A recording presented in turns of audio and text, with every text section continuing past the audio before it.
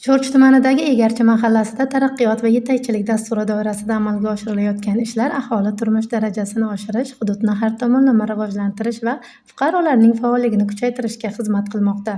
Jumladan, mahallada infratuzilmani yaxshilash, yo'l va kommunikatsiya tarmoqlarini ta'mirlash, aholini toza ichimlik suvi va elektr energiyasi bilan barqaror ta'minlash borasida muayyan ishlar amalga oshirildi.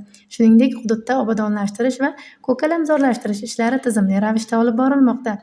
Aholi bandligini ta'minlash masalasiga alohida e'tibor qaratilmoqda. Xususan, tadbirkorlikni qo'llab-quvvatlash, oilaviy biznes va hunarmandchilikni rivojlantirish orqali yangi ish o'rinlari yaratilmoqda. Yoshlar va xotin-qizlarni kasb-hunarga o'qitish, ularning iqtisodiy faolligini oshirishga qaratilgan tashabbuslar ham samara bermoqda.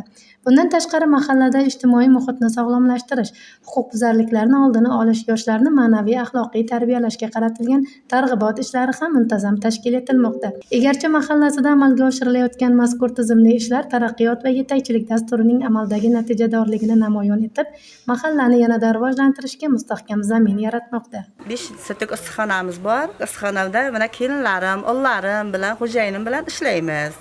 Ertalab soat 5 dan 4 kelamiz. Undan keyin biz mana shu ishlarni davom ettiramiz. Mana pomidor qilamiz. Mana yillar mobaynida mana shu issiqxonani tashkil qilganimizdan beri mana shu issiqxonada ishlab kelyapmiz. Umuman bo'sh qo'yganimiz yo'q. Ertachi egin, kechki egin egamiz. Dehqonchiligimizning orqasidan bolalarimizni o'qitdik. Mana Xudoga shukr 4 nafar farzandim bor. Bitta o'g'il, 3 ta qiz. Hammasi oliy ma'lumotli. Ishga borib keladi. Davlat ishidan keyin bo'sh vaqtlarda menga yordam beradi. Mana dehqonchiligimga.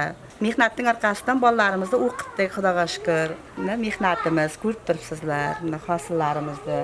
Haftada kompyuterga qo'yib qo'yinglar, nevaralarimni kelajakda ko'rsatadi.